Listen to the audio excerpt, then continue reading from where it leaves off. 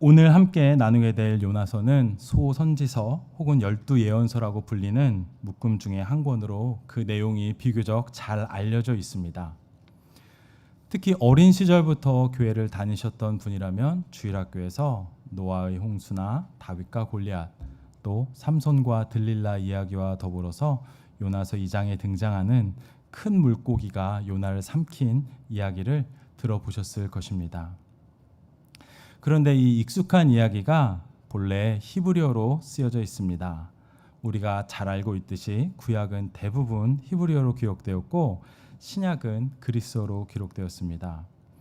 제가 구약을 공부했기 때문에 히브리어를 해야 했는데요. 그 구약 성경을 히브리어로 읽게 되면 그 본문의 뜻이 좀 더 명확하게 드러나는 경우들이 있습니다.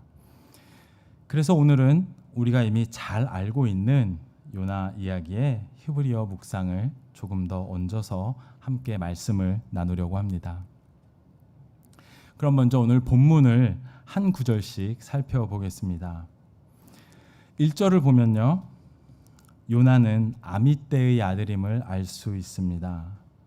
그러니까 아미떼는 요나의 아버지입니다. 열왕기하 14장 25절을 보면요, 이 아미떼가 가드헤벨이라는 지역 출신이라고 나옵니다. 가드헤벨은 북이스라엘에 속했던 도시입니다. 그러니까 요나는요, 북이스라엘 출신이거나 적어도 북이스라엘 전통을 강하게 가지고 있던 선지자입니다. 선지자의 출신 지역을 알고 있으면 그의 메시지를 이해하는데 도움을 얻을 수 있습니다. 그렇다면 주님은 북이스라엘 출신의 선지자 요나에게 어떤 말씀을 하셨을까요? 본문 2절에 그 내용이 있습니다. 이 구절을 히브리어로 읽게 되면요, 주님이 요나에게 하신 첫 마디는 일어나라는 명령입니다. 일어나라, 가라, 큰 성읍 니느웨로, 이렇게 쓰여 있습니다. 요나는 니느웨로 가서 니느웨를 향해 회개하라고 선포하도록 부름받았습니다. 왜냐하면 니느웨의 악독이 주님 앞에 상달되었기 때문입니다. 여기서 상달되었다, 주님 앞에 상달되었다 라는 표현이 인상적입니다. 이 표현은 하나님께 제사를 드릴 때 종종 사용되는 표현이기 때문입니다. 예를 들어서요, 사무엘하 6장 17절에 보면은 다윗이 번제와 화목제를 여호와 앞에 드렸다는 말씀이 있고요. 사사기 20장 26절에도 번제와 화목제를 여호와 앞에 드리고라는 말씀이 있습니다. 여기서 드린다는 단어가 요나서에서 쓰인 상달하다라는 말과 같은 말입니다. 그러니까 주님 앞에 상달되는 것이 지당 인간의 재물이어야 하는데 요나서에서는요, 니느웨의 죄악이 마치 제사의 재물처럼 하나님께 올라갔다고 말하고 있는 것입니다. 그렇다면 니느웨의 죄악은 왜 이렇게 별난 표현을 통해서 요나에게 전달되었을까요? 몇 가지 이유를 생각해 볼 수 있는데 그것은 주님께서 니느웨의 죄악을 정확히 알고 계신다는 사실을 나타내기 위함입니다. 주님이 니느웨의 죄악을 상달 받으셨습니다. 그렇다면 주님이 니느웨의 죄악을 정확히 알고 계신다면 어떤 일이 벌어질까요? 니느웨는 반드시 심판을 받고 멸망하게 될 것입니다. 그러니까 니느웨의 죄악이 마치 예배 때 주님께 제물을 드리듯이 주님의 면전으로 올라갔다는 것은 니느웨를 향한 하나님의 피할 수 없는 심판이 임박했다는 것을 나타내고 있습니다. 보통 선지자들이 하나님이 이런 심판의 신탁을 듣게 되면요, 바로 하는 행동이 그 대상을 향해서 중보를 합니다. 예를 들어서 창세기에도 마치 니느웨와 같은 죄악이 중한 도시가 등장합니다. 바로 소돔과 고모라입니다.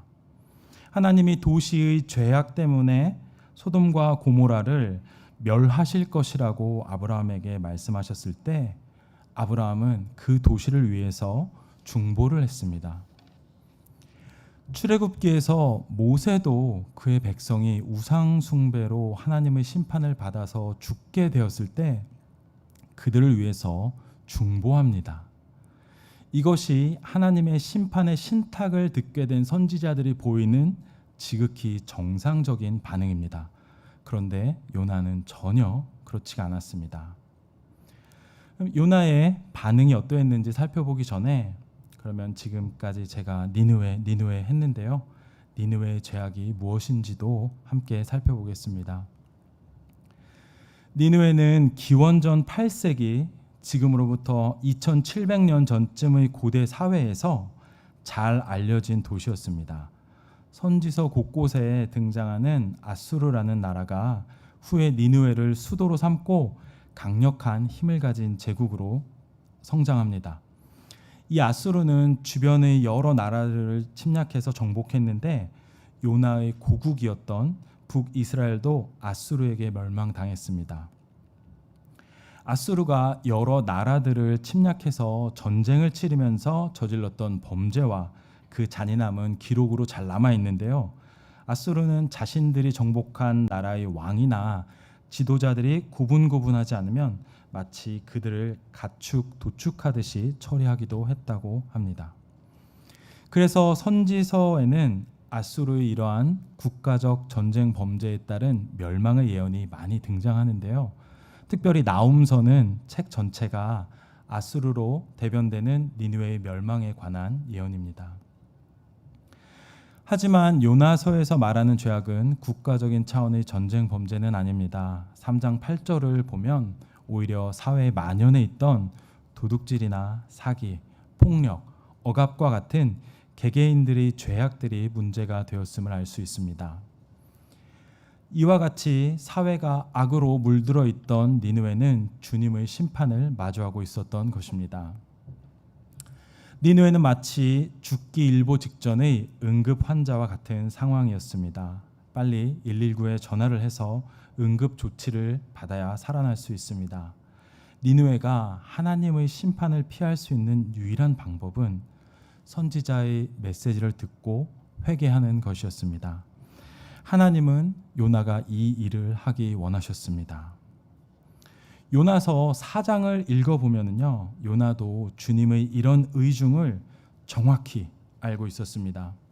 하지만 그럼에도 불구하고 요나는 여느 다른 선지자들과 같이 니느웨를 위해서 중보하지 않고 주님으로부터 도망칩니다. 요나가 어떻게 반응했는지 3절을 보겠습니다. 히브리어 성경으로 보면은요, 제일 먼저 기록된 말이 일어났다입니다. 주님의 말씀이 요나에게 임하자 요나는 일어났습니다. 하나님이 요나에게 가장 처음으로 하신 명령이 일어나라는 것이었고요. 요나가 그 말씀을 듣고 가장 먼저 취한 행동이 벌떡 일어난 것이었습니다. 순종과 불순종은 그 시작은 비슷한 모습을 띠고 있나 봅니다. 여기까지만 보면 요나가 하나님이 자신에게 하신 하나님의 말씀의 의중을 깨닫고 그 말씀에 바로 순종하려고 하는구나 라고 생각할 수도 있습니다. 하지만 요나가 일어나서 한 그 다음의 행동은 누구의 예상도 벗어나는 사실 굉장히 충격적인 것이었습니다. 요나가 예언자인데 하나님으로부터 도망치기 위해서 일어난 것이었습니다. 요나는 선지자인데 어떻게 하나님의 통치에서 하나님의 손아귀에서 벗어날 수 있다고 생각했는지 잘 모르겠습니다. 아무튼 요나는 주님의 얼굴을 피해서 다시스, 오늘날의 스페인으로 가려고 일어났습니다. 니느웨가 북동쪽에 있다면요, 다시스는 서쪽 끝에 있어서 정반대 방향이었습니다. 또 다시스는 지금 요나가 있는 요빠라는 항구 도시에서 3,000km를 훌쩍 넘는 거리에 있었습니다. 그러니까 요나는 자신이 도망칠 수 있는 세상의 끝으로 지금 도망가려고 하고 있는 것입니다. 오늘날로 치면 달에 가는 우주선을 타거나 심해로 가는 잠수함을 타는 것과 비슷할 것 같습니다. 게다가 이렇게 다시스로 떠나면 언제 어떻게 다시 이스라엘로 돌아올지 모를 일인데도 망설임이 없습니다. 하나님의 말씀이 임하자마자 즉시 다시스로 도망가기 위해 행동을 취했습니다. 이런 기계로 주님의 말씀을 전했다면 얼마나 좋았을까 하는 생각도 해봅니다. 여하간 요나는 욥바로 내려가서 다시스로 가는 배를 발견하고 배 삭슬 지불하고 그 배에 탑승합니다. 요나가 주님의 낯을 피하려는 계획은 진심입니다. 그런데 주님의 낯을 피하려는 요나의 진심에 하나님도 진심으로 응대하십니다. 이제 요나와 주님의 쫓고 쫓기는 추격전이 벌어집니다. 그런데 이 추격전에서요, 둘 사이에 대화가 없습니다. 아무런 말도 하지 않습니다. 하나님이 요나에게 니느웨로 가라고 명령을 하셨으니까 요나가 좋으면 좋다, 싫으면 싫다 응답을 해야 되는데요. 요나가 대꾸도 하지 않습니다. 우리가 어떤 때 대꾸를 하지 않죠? 무시할 때 그렇습니다. 이에 하나님이 빈정이 상하셨는지 하나님도 더 이상 요나에게 말을 걸지 않습니다. 예언자와 선지자와 하나님의 사이가 아주 서먹합니다. 영적으로 어두워지면 하나님과의 대화가 사라지는가 봅니다. 이제 4절에서는요, 하나님이 도망치는 요나를 어떻게 추적하시는지가 나옵니다. 지중해라는 드넓은 바다, 망망대해에 떠있는 배 한 척, 그 배에서도 가장 아래 밑창에 들어가서 곤히 잠들어 있는 요나를 추격하는 것입니다. 정말 모래사장에서 바늘찾기와 같습니다. 하나님은 이런 천방지축 요나를 어떻게 다루실까요? 하나님은 요나가 탄 배를 품고 있던 바다 위에 큰 바람을 일으키셨습니다. 우리가 가진 성경을 보면은요, 여호와께서 큰 바람을 바다 위에 내리심에 바다 가운데에 큰 폭풍이 일어나 배가 거의 깨지게 된지라 라고 기록하고 있는데요, 이를 원문으로 읽어보면요, 아주 흥미로운 부분이 있습니다. 먼저 원문에는 주님이 바람을 던지셨다고 나옵니다. 창을 던지듯이 큰 바람을 던진 것입니다. 바람을 마치 도구처럼 사용했습니다. 그런데 그래서 그 바다가 주님이 던진 바람을 맞으니까는요, 폭풍이 일어납니다. 폭풍이 일어나니까 또 그러자 요나가 탄 배가 히브리어 성경에서는 눈, 코, 입이 달려서 사람처럼 생각을 하는 존재와 같이 묘사되어 배가 마치 사람처럼 태풍을 맞고서 부서지려고 생각을 합니다. 그러니까 이 4절을 원문에서 번역해 보자면 주님께서 큰 바람을 바다에 던지시니 큰 폭풍이 바다에 일었고 그 배가 부서지기로 생각을 했다. 이 정도로 읽을 수 있습니다.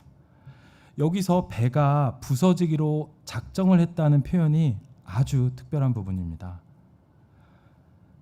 무생물이 생각을 했다는 표현이 성경 다른 곳에선 나오지 않습니다. 유일하게 여기서만 등장하는데요, 물건인 배가 마치 자기 생각이 있는 것처럼 부서질 결심을 하다니요.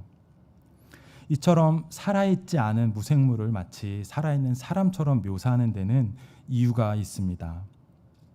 여기에 담겨진 신학적 메시지는요, 바람도 바다도 심지어 물건인 배까지도 주님의 뜻을 따른다는 이야기를 하고 있는 것입니다. 세상 만물, 자연, 심지어 무생물인 배까지도 주님의 의중을 파악하고 주님의 뜻에 따라 움직이는데, 그런데 하나님의 선지자인 요나만큼은 하나님의 뜻에 역행하고 있는 것입니다. 5절 하반부를 보면요, 요나는 다시스로 가는 배를 타고서 배 밑창까지 내려가서 일찌감치 깊은 잠에 들었습니다. 하나님으로부터 눈과 귀를 닫아버린 것입니다.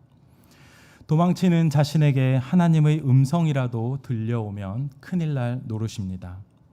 요나와 하나님의 추격전은 꼭 어릴 적에 꼭꼭 숨어라 머리카락 보일라 외치며 놀았던 술래잡기와도 같습니다. 그런데 술래가 하나님이십니다. 하나님이 바람을 일으키셔서 파도가 일고 배가 부서질 지경이 되자 생명의 위협을 느낀 뱃사람들이 두려움에 사로잡혔습니다. 선원들은 갑판에서 저마다 자신이 모시는 신들을 불러댔고 또 자신들에게 임한 재앙을 가볍게 해달라며 배에 실었던 짐들을 바다에 마구 던져버렸습니다. 이러한 선원들의 행동은 바다의 신에게 제물을 바치는 행동으로도 이해할 수 있습니다. 배에 타고 있던 사람들, 그러니까 배에 타고 있던 모든 사람들, 그러니까 요나를 둘러싸고 있는 온 세상이 이렇게 아수라장인데도 그는 여전히 배 밑창에서 곤히 잠들어 있습니다. 요나는 이런 때에 선장에게 발견됩니다. 선장은 바다에 던질 짐을 찾으러 배 곳곳을 돌아다니고 있었는지도 모르겠습니다. 그런데 요나를 발견한 선장이 하는 말이 놀랍습니다. 그의 말이 마치 하나님의 명령 같기 때문입니다. 선장은 요나를 보고 일어나서 당신의 신에게 부르짖으시오 라고 말합니다. 하나님이 요나에게 처음으로 하셨던 말씀이 일어나라는 것이었습니다. 그리고 그에게 주어진 임무는 니느웨를 향해 외치라는 것이었습니다. 이것을 생각해 볼 때 선장의 말은 정확히 하나님이 요나에게 하셨던 말씀과 요나에게 주셨던 사명을 떠오르게 합니다. 선지자가 하나님의 말씀을 전해야 하는데 오히려 이방인인 선장이 선지자처럼 말을 하고 있는 것입니다. 이 구절을 보면 맡은 바 사명을 충실히 수행하지 못해서 사회에 물의를 일으키고 지탄을 받는 교회들의 모습이 떠오르기도 합니다. 여기까지가 저희가 오늘 함께 읽은 본문의 내용입니다. 그러면은 이 말씀을 통해서 우리가 또 하나님께서 또 우리에게 어떤 말씀을 해주시고 있는지 제가 묵상한 바를 함께 나누어 보도록 하겠습니다. 첫 번째로는요, 송도 소리교회는 큰 성읍 니느웨를 향해 가도록 주님으로부터 명을 받았다는 것입니다. 우리가 그리스도인으로서 사랑을 실천하고 복음을 전해야 한다는 사실을 너무 잘 알고 있습니다. 그런데 요나서는 우리가 그 복음을 어떤 대상에게까지도 전해야 하는지를 콕 집어서 보여주고 있습니다. 우리가 전하는 회개의 선포, 사랑의 외침, 구원의 소식을 들어야 하는 대상은 바로 큰 성읍 니느웨를 포함합니다. 그런데 이 큰 성읍 니느웨가 녹록한 존재가 아닙니다. 복음을 전하기가 쉽지 않습니다. 어떤 분들은 제가 지금 무슨 말을 하고 있는 건지 의아해하실지도 모르겠습니다. 송도 소리교회는 주님의 뜻 가운데 분립 개척을 했고 이는 현대 한국 장로교회사에 남을 만한 사건이며 또 힘든 시기에 분립 개척을 한 뒤로 현재는 교회가 점점 더 내실을 다져가고 있고 무엇보다 이 믿음의 공동체를 통해서 일어난 모든 주님의 일은 이 자리에 앉아 계신 여러분들이 사랑과 헌신과 섬김과 열정에 기인한 것인데 이렇게 헌신된 믿음의 공동체가 니느웨에 복음을 전하는 일을 어려워할 수도 있다는 것은 있을 수 없는 일처럼 생각되기 때문입니다. 하지만 앞서 말씀드린 것처럼 니느웨는 복음을 전하기에 녹록한 대상이 아닙니다. 큰 성읍 니느웨가 도대체 어떤 존재이기에 요나는 회개를 선포하라는 주님의 명령을 거부했을까요? 간단히 말하자면 요나는 니느웨를 싫어했습니다. 그 이유도 정당합니다. 일견. 니느웨는 범죄와 불의가 가득 찬 도시였고 후에는 잔인한 전쟁 범죄를 저지른 아수르라는 나라의 수도가 되었기 때문입니다. 요나에게 니느웨 사람들은 아주 몹쓸 종자, 이 세상의 악과 같은 존재였을 것입니다.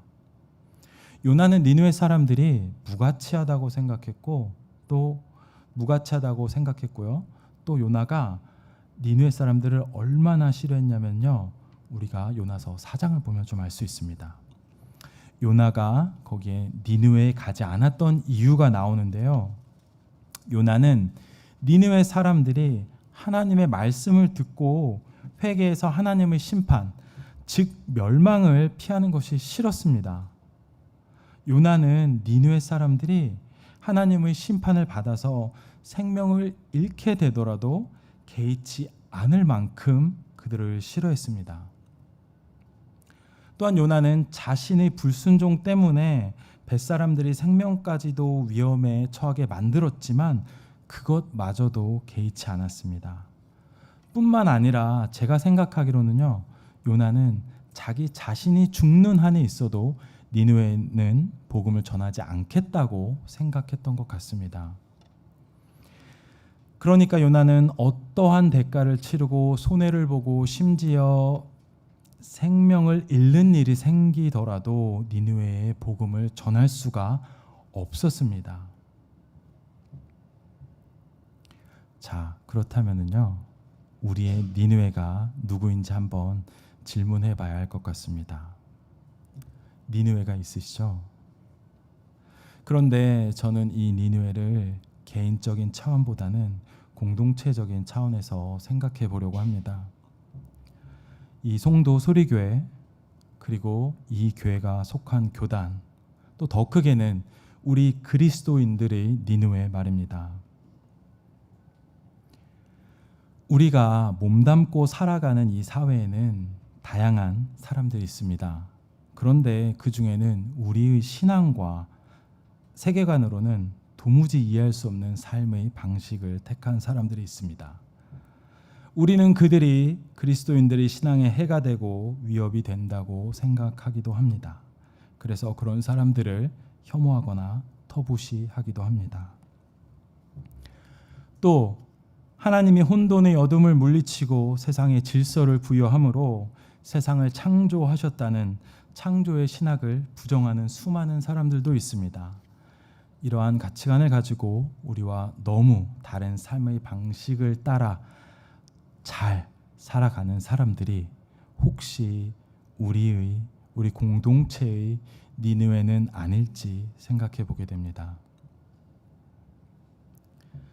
사회에서 교회가 지탄받는 이때 마치 예언자처럼 부름을 받고 분립개척을 하게 된 송도 소리교회가 큰 성읍 니느웨와 같이 죄가 가득한 곳에 복음을 전하도록 부름받았다는 사실을 늘 잊지 않으셨으면 좋겠습니다. 송도 소리교회가 앞으로도 계속 성장할 텐데요. 교회가 성장하면서 겪을 수밖에 없는 홍역 같은 일이 있는 것 같습니다. 그런 때에는 하나님의 사랑이 모든 일에 우선이 된다는 것을 기억하시면 좋겠습니다. 복음을 전하는 일은 정쟁이 될 수 없으며 복음을 전하는 일 때문에 교회가 나뉠 수 없습니다.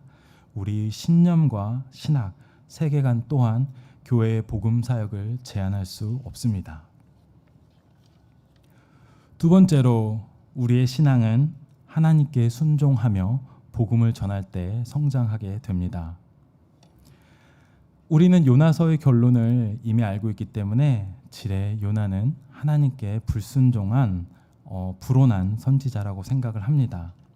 하지만 요나의 입장을 가만히 들여다보면 그가 하는 행동이 아주 이유가 없는 것은 아닙니다. 요나가 니느웨 회개를 선포하라고 한 하나님의 명령에 순종하지 않은 일은요, 하나님의 사랑과 선지자의 정의가 충돌한 사건으로도 볼 수 있습니다. 니느웨가 죄가 가득했기 때문에 하나님은 그들이 복음을 듣고 회개하기를 원하셨지만 선지자는 그들이 심판받기를 원했던 것입니다. 이처럼 요나에게도 나름의 입장과 사정이 있었던 것 같습니다. 하지만 그렇다고 해서 니느웨에 복음을 전하라는 명령 앞에 두 가지 선택지가 있는 것은 아닙니다. 비록 우리에게 정당한 이유가 있을지라도 하나님의 부르심에 올바르게 응답하지 않는다면 우리의 신앙은 마치 배 밑창에서 잠든 요나처럼 무디고 우둔해질 것이기 때문입니다. 요나서에는 크다라고 묘사된 것들이 몇 가지 나옵니다. 니느웨는 큰 성읍이었고요. 주님이 일으킨 바람은 큰 바람이었습니다. 이 장에 보면 요나를 삼킨 물고기도 큰 물고기입니다. 4장에는 니느웨가 회개를 하니까 요나가 화를 내는데 큰 화를 냈습니다. 이렇게 요나서에서 크다라고 묘사된 것들이 나오는데 이것들은 모두 요나가 넘어서야 하는 신앙의 도전들입니다. 이처럼 신앙생활을 하면서 우리가 극복하고 넘어서야 하는 것들이 있습니다. 우리 자신이 좋아하는 것이 신앙의 장애가 될 수 있습니다. 우리 성격이 신앙의 장애가 될 수도 있습니다. 우리 자신에게 있는 화나 분노가 신앙생활의 장애가 될 수 있습니다. 심지어 우리가 이해하고 순종하기 어려운 말씀 때문에 신앙생활이 버겁게 될 수도 있습니다. 결국 신앙생활을 하면서 넘어서야 하는 것은 우리 자신이 아닌가 생각하게 됩니다. 우리 자신을 넘어설 때야 우리 신앙이 성장하게 됩니다. 세 번째로 요나가 탄 배의 선원들에 대해서 생각해 보고자 합니다. 요나가 탄 배에는 하나님을 믿는 요나와 하나님을 믿지 않는 선장과 선원들이 타고 있습니다. 그런데 이 선장과 선원들의 운명이 요나에게 달려있는 것 같습니다. 또 반대로 선장과 선원들은 자신들도 모르게 요나를 잠에서 깨우는 하나님의 도구로 사용되고 있습니다. 특별히 선장은 요나에게 일어나서 당신의 신에게 외치라며 마치 그 자신이 하나님의 말씀을 대언하는 예언자와 같은 역할을 합니다. 요나는 일찌감치 배 밑창으로 내려가 꾹 처박혀 잠들어 선지자로서의 기능을 하지 못하자 오히려 선장과 선원들이 마치 선지자처럼 말하고 행동하는 이 대목을 통해서 우리는 불순종하는 선지자의 무용함을 보게 됩니다. 하나님은 선지자가 없이도 이방인을 통해서도 심지어 무생물인 바람과 파도를 통해서도 그 뜻을 이루시고 일하십니다. 누가복음에 기록된 이 사람들이 침묵하면 돌들이 소리 지르리라 라는 예수님의 말씀이 떠오르는 대목입니다. 송도 소리교회가 복음을 위해 크게 수고하고 헌신하고 있습니다. 그렇기에 기적과도 같은 일들을 경험하고 또 성장하고 있다고 생각합니다. 그런데 이런 때에 아주 잠깐 숨을 고르시고 요나서를 통해서 보여지는 선지자의 무용함도 한번 생각해 보시면 어떨까 싶습니다. 우리에게 일어나는 모든 역사와 사건의 주관자가 하나님이시라는 것을 바라보고 묵상하기 위해서입니다. 송도 소리교회를 통해서 일하시고 역사하시는 분은 주님이시고 주님이 이 교회의 머리이자 주인이 되십니다. 마지막으로 오늘 본문을 통해서 복음의 즉시성이랄까요? 복음을 전해야 하는 때가 바로 지금이라는 말씀을 드리고 싶습니다. 제가 요나서를 읽고 묵상하면서 느낀 바 중에 한 가지는 요나서가 굉장히 급하게 전개된다는 점입니다.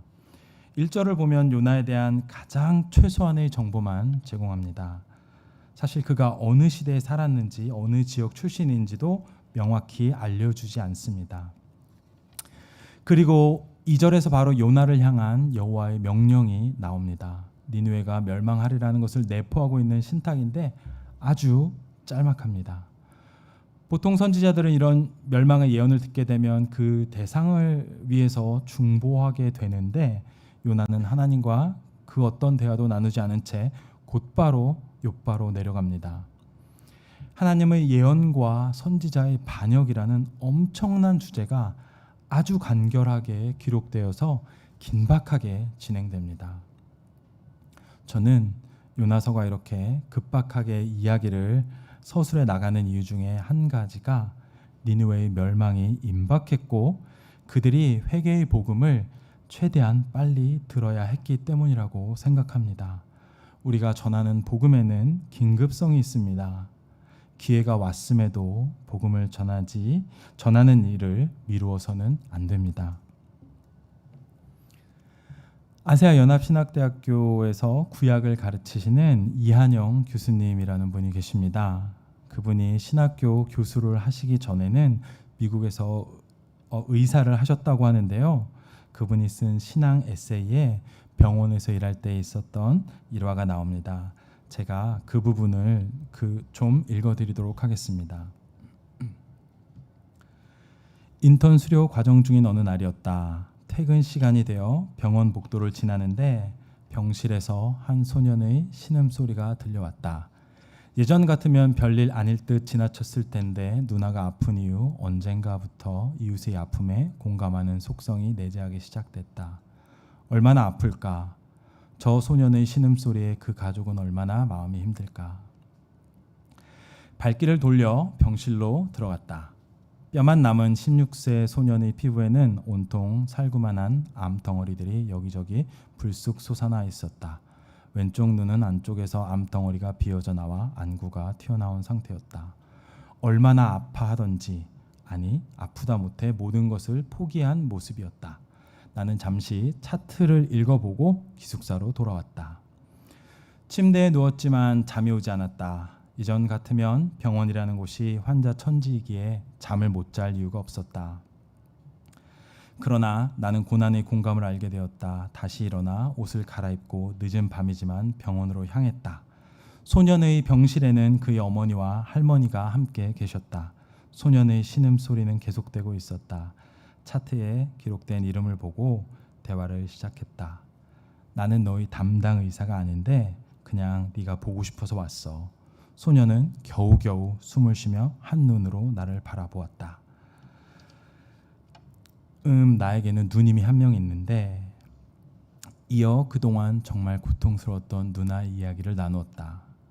소년은 이야기를 들으며 아픈 가운데서도 힘겨운 웃음을 자아내기도 했다.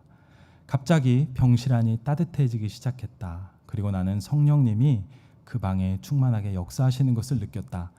이전까지 그 누구에게도 복음을 전해본 적이 없는 나였는데 소년에게는 꼭 들려주고 싶었다. 내가 너한테 꼭 한 가지 더 해주고 싶은 이야기가 있는데 말해도 될까? 네, 그렇게 해주세요. 그래, 예수님은 인류의 죄를 대신해 십자가에서 고난을 받으셨단다. 너와 내가 예수님을 영접하면 우리는 더 이상 아픔이 없는 천국에서 영생을 하게 되는 거지. 지금의 고난은 영원에 비하면 잠시란다. 예수님을 마음의 구세주로 영접하겠니? 그 순간 내 이야기를 열심히 듣고 있던 소년의 얼굴이 아주 밝아졌다. 네, 예수님 영접해요. 옆에 계신 할머니와 어머니께도 말씀을 나누자 나를 향해 고개를 끄덕끄덕 하셨다. 아드님이 예수님을 영접하는데 같이 하시고 모두 천국에 가셔야죠. 제가 혹시 기도를 해도 될까요? 이전에 해보지 못했던 뜨거운 기도가 자연스럽게 터져나오기 시작했다. 정말 내가 아니었다. 기쁜 마음으로 기숙사로 돌아왔다가 새벽같이 소년의 병실로 다시 뛰어갔다. 예수님의 무덤처럼 방이 비어 있었다. 소년은 내가 떠난 후 새벽 3시에 주님의 부르심을 받았다. 언젠가 천국에 가면 그 소년이 나를 반가이 맞이할 것이다. 송도 소리교회는 이 지역에 또 한국 교회의 예언자와 같은 교회로 부름을 받았고 죄악이 관영한 큰 도성 니느웨 사람들에게도 복음을 전하라는 사명을 들었습니다. 그 부르심에 합당한 열매를 맺는 충성된 믿음의 공동체가 되시기를 소망하며 기도하고 또 주님의 이름으로 부탁드립니다.